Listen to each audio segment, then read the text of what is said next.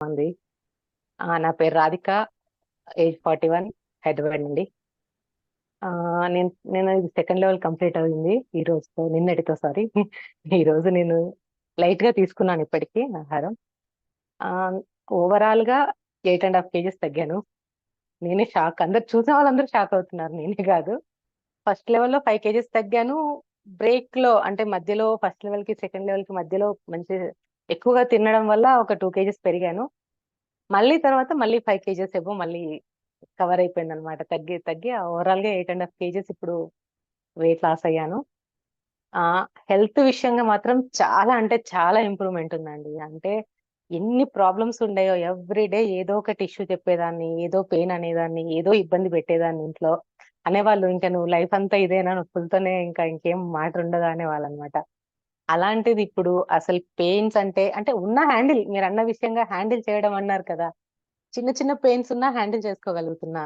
అంటే అంత heavy pain అనేది ఇప్పటి వరకు నాకు నేను అంటే నేను ఎంత సుఖాసనంలో ఎంత హ్యాపీగా కూర్చుంటున్నానంటే ఎంతసేపు అయినా కూర్చోగలుగుతున్నా. కింద కూర్చోవద్దు, డాక్టర్స్ క్లియర్ గా చెప్పారు. మీరు కింద కూర్చోకూడదు, మెట్లు ఎక్కకూడదు, మీరు అంటే హెవీ వెయిట్స్ అవి లిఫ్ట్ చేయకూడదు అని స్ట్రిక్ట్ గా చెప్పారనమాట. ఈవెన్ ఎన్ని ఎన్ని చోట్లకి వెళ్ళినా. బట్ నేను ఇప్పుడు అంత బాగా కింద కూర్చోగలుగుతున్నాను అంటే ఆ ప్లస్ నేను స్ట్రైట్ గా ఉండేది కాదు, నాది పోస్చర్ వచ్చేసి అంటే బెండ్ అయి కూర్చునేదాన్ని. ఇప్పుడు అలా కాదు, ఎంతసేపు అయినా స్ట్రైట్ గా సుఖాసనంలో హ్యాపీగా కూర్చోగలుగుతున్నా. ప్లస్ బ్రీతింగ్ హోల్డ్ చేయడం కూడా చాలా టైం, నేను ఎంతసేపు హోల్డ్ చేస్తున్నాను అనేది అంటే ఆటోమేటిక్ గా మనకి అది తెలిసిపోతున్న తర్వాత, కానీ ఎక్కువసేపు ఉండగలుగుతున్నాను. అది ఒకటి. ఇంకా ఆలోచన విధానం గాని, అంటే నా కోపం గాని అన్నీ తగ్గిపోయాయి. ఇంతకాలం నేను మాట్లాడలేకపోవడానికి కారణం ఏంటంటే కొంచెం నాకు వేరే ఇష్యూస్ ఇంట్లో, ప్లస్ కొంచెం అది దాని వల్ల నేను చేయలేను. కానీ ఈయన సపోర్ట్ అయితే చాలా ఉందండి. ఈవెన్ నా ఫ్రెండ్స్ సపోర్ట్ గాని, ఫ్యామిలీ సపోర్ట్ గాని అందరిది చాలా బాగా ఇచ్చారు.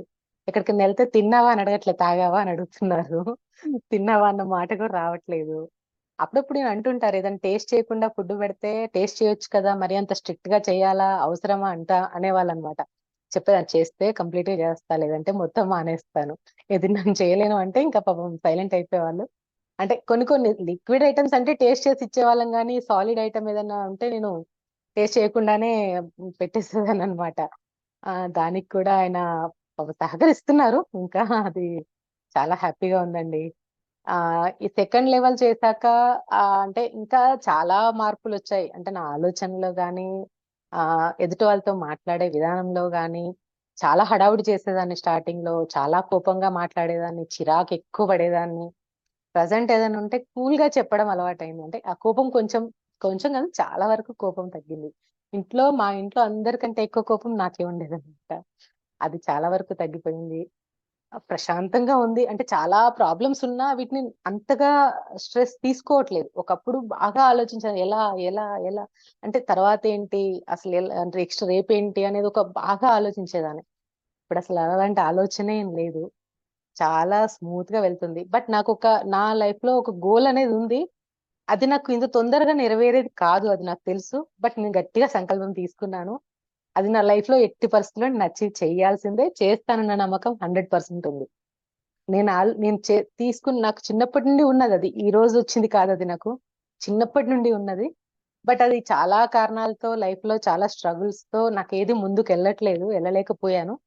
బట్ ఎప్పటికైనా నేను సాధిస్తాను. ఆ నమ్మకం నాకు 100% వచ్చిందండి.